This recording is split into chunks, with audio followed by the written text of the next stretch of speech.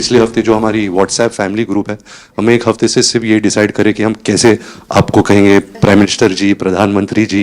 रीमा बुआ मेरे को रोज फोन करके पूछ रही है क्या मैं ये बोल सकती हूँ, क्या मैं ये वो बोल सकती हूँ। मैं भी आपका परिवार का हूँ भाई, आपको जो मर्जी पड़े वो बोलिए। बहुत अच्छा डट के आदरणीय प्रधानमंत्री श्री नरेंद्र मोदी जी। कट।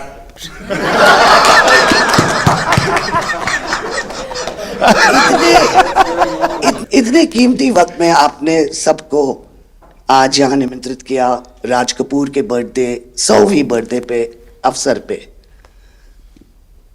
हम आपका शुक्रिया अदा करते हैं। और पापा की पिक्चर के गाने की एक दो लाइन याद आ गई, मैं ना रहूंगी तुम ना रहोगे लेकिन रहेंगी निशानियां।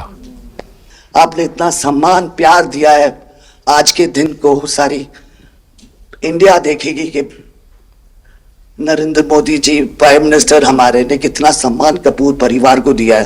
राज कपूर साहब का बहुत बड़ा योगदान है जी, आपका स्वागत करने का अवसर मिला। और राज साहब का 100वां जन्मदिन यानी हिंदुस्तान की फिल्म इंडस्ट्री की स्वर्णिम यात्रा का वो कालखंड है जी। अब 1947 नीलकमल, अब 2047 को हम जा रहे हैं। 100 साल की एक प्रकार से जब यात्रा बनेगी तो कितना बड़ा देश को कंट्रीब्यूशन है। आजकल हमारे यहाँ डिप्लोमेटिक वर्ल्ड में सॉफ्ट पावर इसकी बहुत चर्चा होती है कि भाई जिस जमाने में सॉफ्ट पावर शब्द का जन्म नहीं हुआ होगा, शायद राज कपूर साहब ने दुनिया में भारत के सॉफ्ट पावर की ताकत को एस्टैब्लिश कर दिया था। यानी एक बहुत बड़ी भारत को उनकी सेवा थी। रणवीर के साथ हुआ है, वो गाड़ी में बैठा था और एक रशियन टैक्सी ड्राइवर था और उसने बोला कि are you from India? And he was singing a song, I am Raj Kapoor's grandson. से बेटा मेरे कहा था कि मैं उनका पोता हूं तो हमेशा मुझे फ्री टैक्सी फ्री हो जाती है। एक काम हो सकता है क्या, खास करके सेंट्रल एशिया, कोई ऐसी फिल्म बने जो वहां के लोगों के दिल दिमाग पर राज साहब आज इतने सालों के बाद भी, यानी आज भी उनका पूरा कंट्रोल है। मैं बताता हूँ आज छोटे बच्चों को भी सिखाते गाने। हाँ, यानी उनके जीवन में प्रभाव है। मुझे लगता है कि सेंट्रल एशिया में बहुत बड़ी ताकत है जी, हमें पुनर्जीवित करना चाहिए, हमें इसको नई पीढ़ी तक जोड़ना चाहिए और एक लिंक बने। अब ऐसा कोई क्रिएटिव वर्क करना चाहिए और बन सकता है।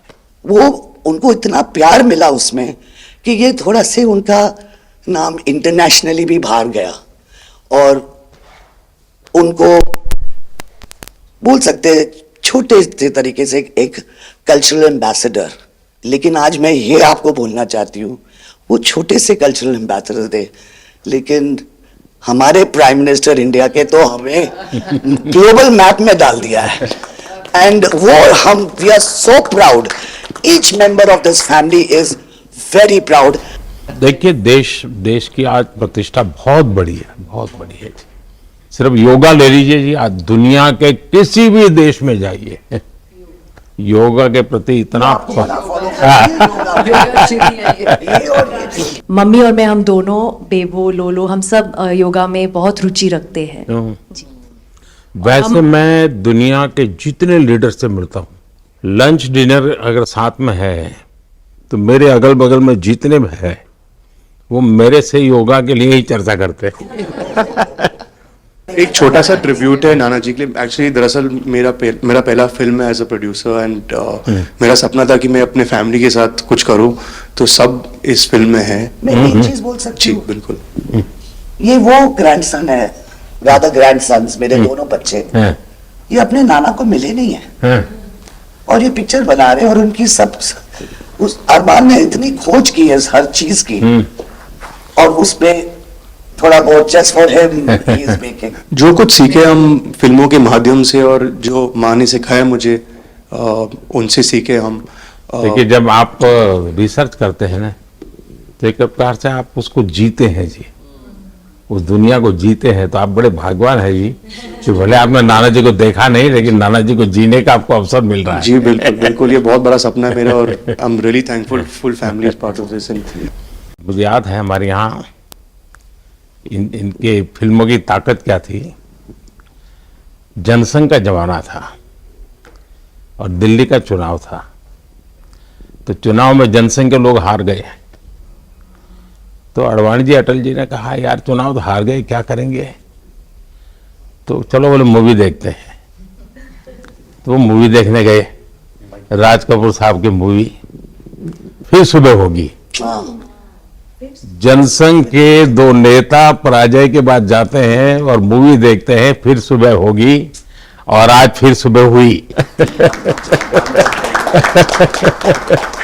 मैं चाइना में था, आपके पिताजी का एक गाना था, उसको वो प्ले कर रहे थे। तो मैंने मेरे साथियों को कहा, मैंने कहा इसका मोबाइल फोन पर रिकॉर्डिंग करो। मैंने ऋषि साहब को भेजा था। अच्छा। और वो इतने प्रसन्न हो गए। इनफैक्ट अभी हाल ही में आप आई थिंक अफ्रीका गए थे और वहाँ भी मैंने एक क्लिप देखा था, आप एक जवान के साथ खड़े थे और वो उस टाइम मेरा गाना गा रहे थे। समझा आप, पर मैंने वो क्लिप देखा था और काफ़ी लोगों ने मुझे भेजा था और सब लोग बहुत खुश हो गए। बट एक चीज़ मैं कहना चाहूँगी, गाना जो है जो दुनिया को यूनाइट करता है, स्पेशली जो हिंदी गाने होते हैं, मतलब लोग गाते ही रहते हैं, शायद शब्द उनको समझ में ना आए। और ये मैंने काफ़ी देखा जब हम ट्रैवल करते हैं, खास करके of course with Raj Kapoor songs, but even now I think एक जो एक स्पेशल फीलिंग और एक सेंटिमेंट होता है हमारे गानों में, सब लोग बहुत इंस्टेंटली कनेक्ट करते हैं। और उसी के साथ एक क्वेश्चन था आपके लिए, क्या आप गाने सुन पाते हैं? मैं सुन पाता हूँ, क्योंकि मुझे अच्छा लगता है। कभी मौका मिल जाए तो मैं जरूर सुन लेता हूँ। आप पहले प्रधानमंत्री हैं जिससे मैं मिला हूँ, और आपने आंखों में आंख लगा के इतने मतलब पर्सनली हमसे मिले हैं, और 2 बार मिले हैं। आप में इतनी अच्छी एनर्जी है और आप इतनी मेहनत करते हैं, और आप जो करते हैं मैं आपको कंग्रेचुलेट करना चाहूँगा। और thank you for opening your doors, और हम सबसे मिलने के लिए और इतने एक्सेसिबल होने के लिए, तो बहुत बहुत शुक्रिया। मैं आपके पिताजी को मिला हूँ और मैं सोच रहा था कि आज मुझे 3 पीढ़ी को मिलने का मौका मिलेगा, लेकिन आप लाए नहीं तीसरी पीढ़ी को। They are all big actors. We are not in the creative field. My children are trying level best. That we would be come to be invited by the Prime Minister. मतलब पापा थैंक यू। 13, 14 और 15 दिसंबर को हम राज कपूर का एक retrospective कर रहे हैं। गवर्नमेंट ऑफ इंडिया, NFDC और NFAI ने हमारी बहुत मदद की। हमने उनकी 10 फिल्म लेके उनको रिस्टोर किया है, ऑडियो और विजुअल। तो हम पूरे हिंदुस्तान में कुछ 160 थिएटर्स में 40 सिटीज़, अराउंड 40 सिटीज़ उनकी फिल्में दिखा रहे। तो 13 तारीख को हमारा प्रीमियर है, जो हम मुंबई में करें। पूरी फिल्म इंडस्ट्री को हमने बुलाया। Thank you. Jai Ganesh.